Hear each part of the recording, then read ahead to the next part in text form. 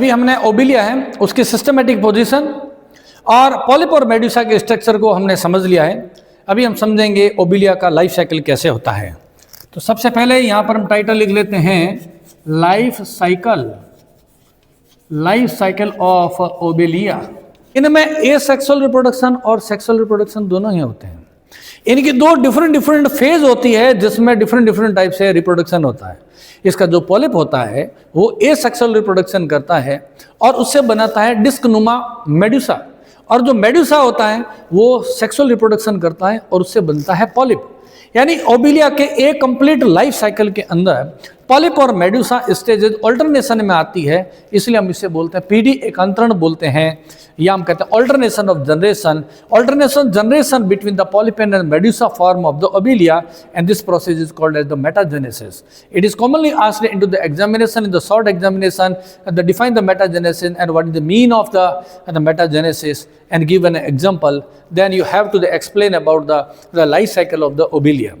तो ओबिलिया का हम शुरुआत करेंगे मेडुसा से, यानी कि हम इसके सेक्सुअल रिप्रोडक्शन से शुरू करते हैं। तो यहाँ पे देखिए क्या होगा, यहाँ पर मैं एक सॉल्ट के अंदर बना रहा हूँ, यह एक ओबिलिया है और ये ओबिलिया कौन सा है, मेल ओबिलिया है।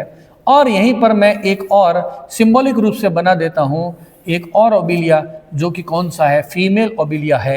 यहाँ पर हमने बताया था ओबिलिया में क्या होता है, टेंटिकल्स होते हैं, various tentacles which helps in the capturing of the prey and helps in the feeding, and this is the tentacles very important feature.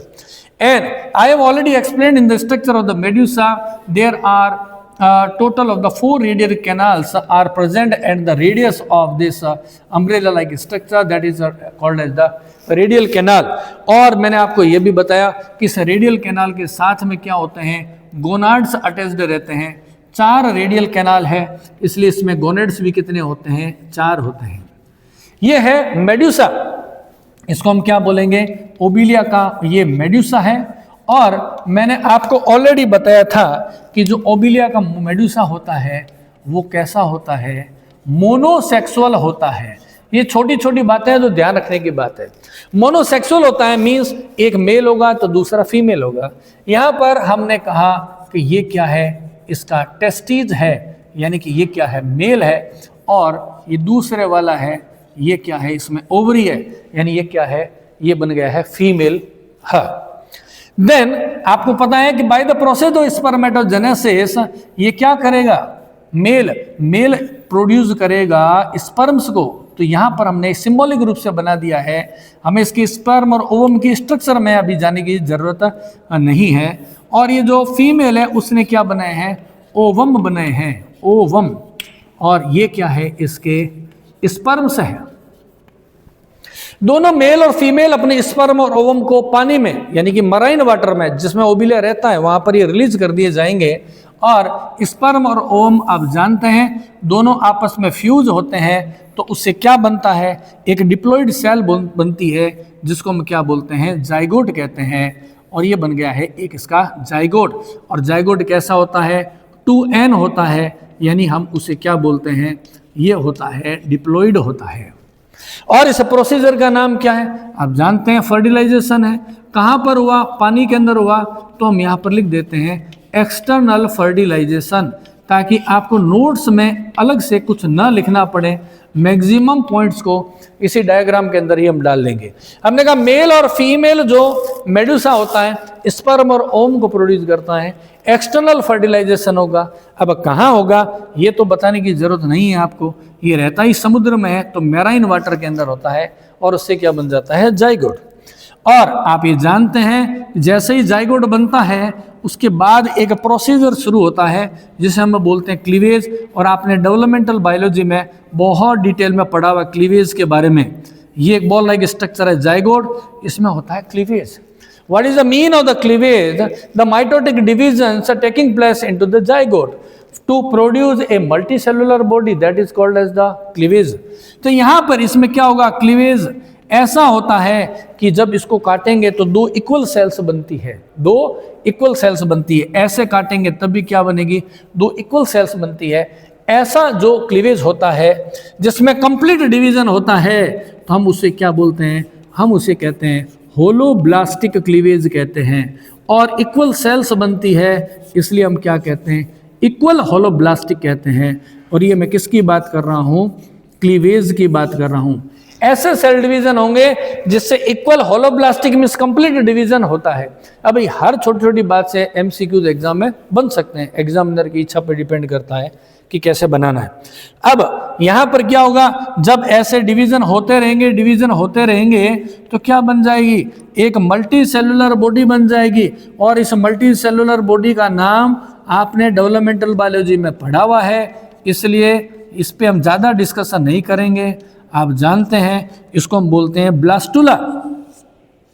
The multicellular body that develops by the after the cleavage, such kind of multicellular body in which all the cells are undifferentiated, this is called as the blastula। ये बन गया है, इसका blastula बन गया है। फिर blastula से क्या होगा, आप जानते हैं, इसमें ब्लास्टुला बनेगा, उसके बाद में क्या बनता है, गैस्ट्रुला स्टेज आती है। तो यहाँ पर इसका गैस्ट्रुला कैसा होता है, इसको आप देखें, ये लगभग इस तरीके से दिखाई देता है। जैसे मान लेते हैं, ये मैं एक स्टार के समान बना देता हूँ, ऐसे ये दिखाई देता है। और इसके ऊपर की ओर एक मेम्ब्रेन बनी रहती है, इसको हम बोलते हैं स्टीरियो गैस्ट्रुला बोलते हैं। इसको क्या बोलते हैं हम, स्टीरियो गैस्ट्रुला कहते हैं, स्टीरियो गैस्ट्रुला। देखिए दो बातें हमेशा एक ध्यान रखें, अगर आपको पूछें about the developmental biology of the Obelia development, तो एक अलग प्रोसीजर हो जाएगा। फिर तो हमें यह भी बताना पड़ेगा ब्लास्टुला से गैस्ट्रुला कैसे बना, एक्स्ट्रा मॉर्फोजेनेटिक मोमेंट कौन कौन से, हमें वहाँ नहीं जाना, हमें पढ़ना क्या, एग्जाम में क्या पूछा है, लाइफ साइकिल के बारे में पूछा है। तो यहाँ पर मैं फर्टिलाइजेशन का मैकेनिज्म नहीं बता रहा हूँ, क्योंकि हमें यहाँ डेवलपमेंटल बायोलॉजी नहीं पढ़नी है, हमें ओबिलिया के लाइफ साइकिल को पढ़ना है। ये थोड़ा सा दिमाग में डिफरेंस को ध्यान रखना है। कई बार दिमाग में आएगा कि लाइफ साइकिल पढ़ लिया, डिटेल में नहीं पढ़ा, तो यहाँ स्पर्म और ओवम की स्ट्रक्चर नहीं बतानी है, यहाँ पर मुझे ये नहीं बताना है कि मॉर्फोजेनेटिक मोमेंट कौन कौन से हो रहे हैं। लाइफ साइकिल है तो इसके प्रोसीजर के रूप में समझना है। तो ये क्या बन गया है, एक गैस्ट्रुला, जिस गैस्ट्रुला का नाम क्या है, इसका नाम है स्टीरियो गैस्ट्रुला है। इस तरीके से ये बन गया गैस्ट्रुला। अब गैस्ट्रुला से क्या होगा, डेवलपमेंट किसका होगा, लार्वा का डेवलपमेंट होगा। कौन सा लार्वा बनेगा, इसके लार्वा का नाम है प्लेनुला लार्वा। ये ऐसे दिखाई देगा आपको, प्लेनुला लार्वा बोलते हैं। एग्जाम एमसीक्यूज में पूछ लेते हैं कि आप लार्वा का नाम बताएं, किसका, ओबिलिया के लार्वा का नाम। ओबिलिया का लार्वा होता है वो मूवमेंट कर सकता है, वो स्टेबल नहीं रहता है, एक जगह पर पड़ा नहीं रहता है, क्योंकि इसमें लोकोमोशन करने के लिए सीलिया होते हैं, और इन सीलिया को आपको यहाँ पर बना लेना है। ये है, इसके बॉडी के ऊपर बहुत सारे सीलिया होते हैं, डबल लेयर्ड है, और इसमें डिफरेंट क्या हो गए, पूरा ये सेल्स से पूरा फिल्ड बॉडी है ये ऐसे। इस लार्वा का नाम क्या है, प्लेन्यूला लार्वा है। मैं यहाँ पर लिख देता हूँ प्लेन्यूला लार्वा। एग्जाम में आपको जहाँ तक हो एज पॉसिबल आपको डायग्रामेटिकल ज़्यादा समझाना है, क्योंकि हमारा काम आंसर को रटना नहीं है, चीज़ों को समझना है, प्रोसीजर को समझना है, और विजुअलाइजेशन से हम ज़्यादा बेहतर है वो समझ पाएंगे। हमने कहा ये सीलेटेड होता है और सीलिया है इसमें, तो ये मुझे बताने की ज़रूरत है, क्या होगा, फ्री स्विमिंग होगा, फ्री स्विमिंग स्टेज है। अब क्या होगा, ये जो लार्वा लंबे समय तक फ्रीली स्विमिंग करेगा, और फ्रीली स्विमिंग करके बाद में किसी पानी के अंदर डेप्थ में कोई रॉक होगी, उसके ऊपर जाके सेटल्ड हो जाएगा। जैसे मान लेते हैं कि ये एक कोई रॉक है, इसके ऊपर ये जाकर के एक बर्ड लाइक स्ट्रक्चर के अंदर ऐसे सेटल डाउन होगा। जैसे कैसे आप मान लेते हैं कि किसी बीज को ज़मीन पे लगा दिया गया हो उगाने के लिए, ऐसे क्या होगा, ये लार्वा हो जाएगा सेटल्ड। तो मैं यहाँ पर लिख देता हूँ लार्वा सेटलमेंट। लार्वा का सेटलमेंट हो गया है, कहाँ पर हुआ है, ऑन द रॉक्स, पानी के अंदर जो चट्टानें हैं सबमर्ज होती है उसके ऊपर ये लग जाएगा, और फिर ये ग्रो करेगा। जैसे किसी बीज को डालने पर प्लांट ग्रो करता है, इस तरीके से ये ग्रो करेगा और ये क्या बन जाएगा, आप देखें यहाँ पे मैं एरो का निशान लगा देता हूँ, इस तरीके से देखिए। यहाँ पर हमने कहा कि ये तो क्या है, इसका एक रॉक है जिसके ऊपर इसने सेटलमेंट कर लिया है, ऐसे सेटल्ड हो गया है, और इसके ऊपर ये प्लांट क्या कर रहा है, ग्रो कर रहा है। तो आप इसको ऐसे बना सकते हैं, ये देखिए, इसको आप इस तरीके से बना सकते हैं, ठीक है ना, ऐसे एक रफ सा इसका डायग्राम, लीनियर डायग्राम बना सकते हैं। ऐसा लगता है कि जिसे किसी सीड को डाला गया और उससे एक प्लांट है बाहर की तरफ निकल रहा है, उग रहा है, जैसे इस तरीके से दिखाई देगा। और ये क्या करेगा, कॉलोनी फॉर्मेशन शुरू कर देगा। ये क्या कर देगा, कॉलोनी फॉर्मेशन। तो यहां पर हम लिख देते हैं स्टार्ट कॉलोनी फॉर्मेशन। इससे कॉलोनी का फॉर्मेशन शुरू हो जाएगा, आगे की और टेंटेकल्स और आने वो शुरू हो जाएंगे। जब और ये डेवलप होगा तो एक कंप्लीट क्या बन जाएगा, ओबिलिया बन जाएगा, जो कि मैंने आपको पॉलिप स्टेज के अंदर आपको इसकी स्ट्रक्चर बताई थी। ये बिल्कुल वैसा ग्रो अप कर जाएगा। तब ये कैसा दिखाई देगा, जैसा मैंने आपको पहले बताया था। यहाँ पर एक मैं सरल सा डायग्राम इसका बना देता हूँ। डिटेल आपको मैं पहले से दे चुका हूँ इसके पॉलिप स्ट्रक्चर के बारे में। ये यहाँ पर क्या हो गया, इसका ये एक हाइड्रेंथ हो गया है। हाइड्रेंथ के ऊपर क्या होंगे, यहाँ पर टेंटिकल से निकले रहते हैं। और यहाँ पर क्या होंगे, इसके अंदर गोनेंजियम होगा। ये वाला इसका क्या हो गया, गोनेंजियम हो गया है। और ये क्या बन गया, पॉलिप फॉर्म है, वो डेवलप हो गया है। ये वाला बन गया, पॉलिप बन गया। अब इस पॉलिप के अंदर मैंने आपको बताया इस स्ट्रक्चर को क्या कहते हैं, गोनेंजियम। इस स्ट्रक्चर को क्या कहते हैं, गोनेंजियम कहते हैं। इस गोनेंजियम के अंदर क्या होगा, by the process of budding, इसके अंदर क्या होगा, by the process of budding. Budding क्या होता है, हम कहेंगे बडिंग एक टाइप का क्या होता है, एसेक्सुअल रिप्रोडक्शन होता है। एसेक्सुअल रिप्रोडक्शन होता है, ठीक है ना। एसेक्सुअल रिप्रोडक्शन करेगा और उससे किसका डेवलपमेंट हो जाएगा, उससे डेवलपमेंट हो जाएगा अगेन मेडुसा का डेवलपमेंट हो जाएगा। तो ये ऐसे इसका लाइफ साइकिल है, वो कंप्लीट होता है मेडुसा से। इस प्रोसेस को हम क्या बोलते हैं, मेटाजेनेसिस बोलते हैं। इसको हम क्या बोलेंगे, मेटाजेनेसिस। मेटाजेनेसिस बोलते हैं। अगर एग्जाम में आपको पूछ ले तो इसके बारे में आपको पता होना चाहिए कि ऑल्टरनेशन ऑफ जनरेशन कैसे होता है। एग्जाम में इस डायग्राम को ड्रॉ करके ही आपको डिस्क्राइब करना है। और दूसरी वेरी इंपॉर्टेंट बात जो मैं आपको हमेशा कहता हूं, एग्जाम में जब आपको आंसर लिखना है, उस आंसर की लेंथ कितनी होनी चाहिए, स्ट्रेंथ कितनी होनी चाहिए। अगर डेस्क्रिप्टिव एग्जामिनेशन है तो आपको 30 से 40 मिनट्स के अंदर कंप्लीट आंसर करना है। 30 से 40 मिनट्स का मतलब जानते हैं, आज की जो मैंने टोटल क्लास आपको पढ़ाई है उसमें था systematic position of the Obelia, then habitat and habitat of the Obelia, फिर morphological feature of the Obelia, then polyp की स्ट्रक्चर, फिर मेडुसा की स्ट्रक्चर, देन लाइफ साइकिल। ये सारा मिला करके आपको 30 से 40 मिनट्स के अंदर करना ही है, क्योंकि इससे ज़्यादा अगर आपने स्ट्रेंथ में आंसर लिख दिया तो आपके कुछ क्वेश्चन छूट जाएंगे, फिर आपके मार्क्स कम आ जाएंगे। और इन सभी को पढ़ने के बाद में आप साथ में देखेंगे मैं इससे रिलेटेड कुछ शॉर्ट क्वेश्चंस और एमसीक्यूज हैं वो अटैच कर दूंगा, तो आप वीडियो को बराबर इसको देखते रहें और आराम से पढ़ते रहें। रेगुलर क्लास के अंदर आएँ, आप रेगुलर क्लास में आएंगे तो आप चीज़ों को ज़्यादा बेहतर समझ पाएंगे। देखिए ऑनलाइन क्लासेस के अंदर हम कहते हैं कि वीडियो क्लास फॉर्म में जब क्लास होती है उसमें, और ऑफलाइन में जब कभी भी स्टूडेंट्स आप सभी बैठे हुए होते हैं तो उसका मोर बेनिफिशियल होता है ऑफलाइन क्लासेज, बिकॉज स्टूडेंट होता है टीचर के साथ में कनेक्ट हो सकता है, स्टूडेंट है टीचर से अपने क्वेरीज पूछ सकता है, कोई प्रॉब्लम है तो। और जब हम क्लास के अंदर पढ़ाते हैं किसी बच्चे को तो हम पढ़ाते पढ़ाते उन बच्चों को सभी को देखते हैं, तो उनके फेशियल एक्सप्रेशन से हमें लग जाता है कि किस बच्चे के समझ में आ रहा है और किस बच्चे के समझ में नहीं आ रहा है। तो फिर हम एक ही बात को अलग अलग तरीके से समझाने की कोशिश करते हैं, फिर बच्चा इंटरेक्शन करता है, बच्चे के अंदर क्यूरियोसिटी आती है। तो ये एक फ़र्क होता है वीडियो क्लास के अंदर ऑफलाइन क्लास के अंदर। वीडियो क्लासेस कितनी भी बढ़िया क्यों ना हो, लेकिन जो ऑफलाइन क्लासेस होती हैं उनसे बेहतर कभी भी नहीं हो सकता है। सेकंड, हमें क्लास में क्यों आना चाहिए, इसका बेसिक रीज़न क्या है। मैं अपने हिसाब से अगर मैं कहूँ, अगर कोई हमारे पास में देखिए 2 स्टूडेंट्स हैं, ध्यान से सुनिएगा, हमारे पास 2 स्टूडेंट हैं।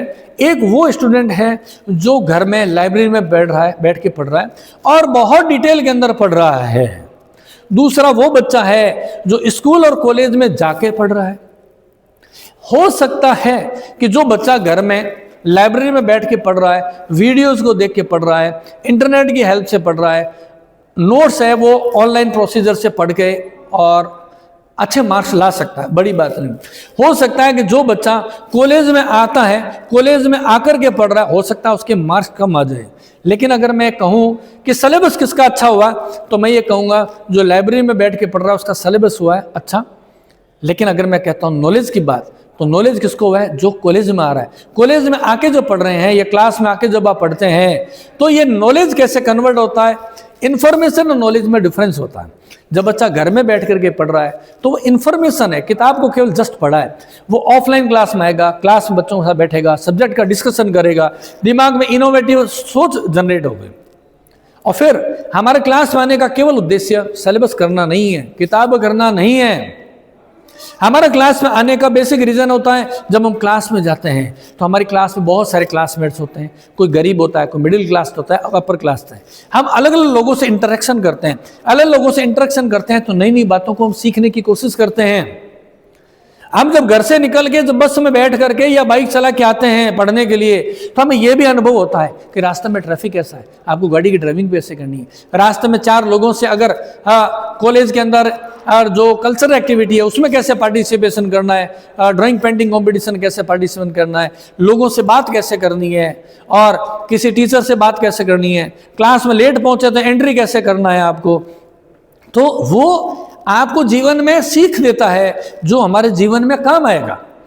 और दूसरी ओर वो बच्चा जो एक ही कमरे में बैठ के पढ़ रहा है, सब्जेक्ट उसने बहुत अच्छा पढ़ लिया है, लोगों से उसका इंटरेक्शन नहीं हो रहा है, उसको नहीं पता चलेगा देश और दुनिया में क्या हो रहा है, लोगों की सोच कैसी हो रही है। इवन आप थोड़ा सा देखें, अगर आप क्लास में आके पढ़ते हैं, आप पे ड्रेसिंग सेंस भी जनरेट क्रिएट होता है। आप समझ पाते हैं कि बाहर फैशन क्या चल रही है, आजकल के बच्चे कपड़े क्या पहनते हैं। एक वो बच्चा जो घर में बैठा हुआ है, ऑनलाइन क्लास ले रहा है, चाहे वो लाइव क्लास हो चाहे वीडियो रिकॉर्डेड है, उसको ये भी नहीं पता होगा कि ऑफिशियल लाइफ में कैसे रहते हैं, बोलते कैसे हैं, उठने बैठने का तरीका क्या है। तो बहुत सारी चीज़ें होती है। हम ये नहीं कह सकते हैं कि जो वीडियो क्लासेज होती है वो ऑफलाइन क्लासेज को रिप्लेस कर सकती है, वो कभी भी नहीं हो सकता है। सेकेंडली, आप देखो हमारे एजुकेशन सिस्टम का सबसे बड़ा ड्रॉबैक क्या है। एक एजुकेशन होती है फॉर्मल एजुकेशन और एक होती है इनफॉर्मल एजुकेशन। जो फॉर्मल और इनफॉर्मल एजुकेशन का जो मैं डिफरेंस में जो आपको बता रहा हूं, आप सोचिए, एक बच्चा अपने घर में उसकी माँ जब खाना कुक कर रही है और उस समय वो अपने माँ के पास में किचन में खड़ा रहता है और माँ खाना बनाती है तो खाना बनाने का तरीका सीखता है और छोटे छोटे स्टेप को सीखता है और वो कुक बन जाता है और बहुत बड़ा कुक बन जाता है, हो सकता है मास्टर शेफ बन जाए। दूसरी तरफ अभी हम मान लेते हैं कि यहाँ पर कुकिंग के लिए हम वीडियो क्लास चला दें, कुकिंग के लिए हम बोर्ड पर यहाँ पर लिखना शुरू कर दें, बच्चा आंसर में तो लिख के आ जाएगा, लेकिन प्रैक्टिकली काम किसको आ रहा है? जो प्रैक्टिकली काम कर रहा है। जैसे आपके अड़ोस पड़ोस में कोई भी हम कहेंगे टेक्नीशियन है, वो इलेक्ट्रॉनिक आइटम का मिस्त्री हो सकता है, आपकी बाइक और कार को सही करने वाला मिस्त्री हो सकता है, ऑटोमोबाइल टेक्नीशियन है, उसने कहीं भी स्कूल कॉलेज में एजुकेशन को नहीं लिया है। लेकिन जब आपकी गाड़ी खराब हो जाती है, आपकी बाइक खराब हो जाती है, तो हम क्या करते हैं? उसी मिस्त्री के पास में जाते हैं और वो मिस्त्री तुरंत प्रभाव से सही कर देता है। हो सकता है हमारा जो बच्चा जिसने क्लास में बैठ के कहीं हम कहें फॉर्मल एजुकेशन ली है, हो सकता है वो उतना स्किल्ड नहीं होगा, लेकिन वो मिस्त्री ज़्यादा स्किल्ड हो रहा है। आप देखें बड़ी बड़ी कंपनियां नई नई गाड़ियां लॉन्च कर देती है, बड़े बड़े मोबाइल लॉन्च कर देते हैं, और वो जो मोबाइल का मिस्त्री है जो इसके पास मोबाइल सही कराने के लिए ले जाते हैं, उसको मोबाइल देते हैं और वो सीख जाता है, बिना उस कंपनी में ट्रेनिंग के जाता है। वो क्यों? कि उसके पास कोई नया ब्रांड का मोबाइल आएगा, वो थिंकिंग करेगा, इनोवेटिव तरह की सोचेगा, इसमें क्या प्रॉब्लम हो सकती है, अपनी तरफ से थिंकिंग करके इनोवेशन करते हुए क्रिएटिविटी के साथ उस मोबाइल को रिपेयर कर देता है और सही कर देता है। और सब जगह ऐसा होता है। ये इनफॉर्मल एजुकेशन है, वो बच्चे ने क्या क्लास में जाके एजुकेशन को नहीं लिया, प्रैक्टिकली स्किल्ड वो एजुकेशन है। तो हमारी साइंस की एजुकेशन है, जब तक फॉर्मल और इनफॉर्मल का मिक्सर नहीं बनेगा तब तक उसमें कोई क्रिएशन नहीं आएगा। आप खुद सोच के देखिए, जो मैं कह रहा हूं उसको मानना नहीं, आपको सोचना है। क्या भारत में ऐसा कोई म्यूजिशियन है जिसके पास में म्यूजिक की डिग्री है? कितने म्यूजिशियन है जिनके पास म्यूजिक की डिग्री है? कितने ऐसे पॉलिटिशियन है जिनके पास पॉलिटिकल साइंस की डिग्री है? जो इनके पास पॉलिटिकल साइंस जिसने पढ़ा है वो हो सकता है वो पॉलिटिक्स में न पहुंचे, हो सकता है कि जिसने इंजीनियरिंग के, मतलब कहने की बात है हमारी जो किताबी शिक्षा होती है वह हमें इन्फॉर्मेशन दे सकती है लेकिन नॉलेज में नहीं बनती है। इसलिए क्लास में रेगुलर पढ़ेंगे तो आप बहुत सारी बातों को सीख पाएंगे, आपस में टीचर के साथ में इंटरेक्शन कर पाएंगे। Thank you.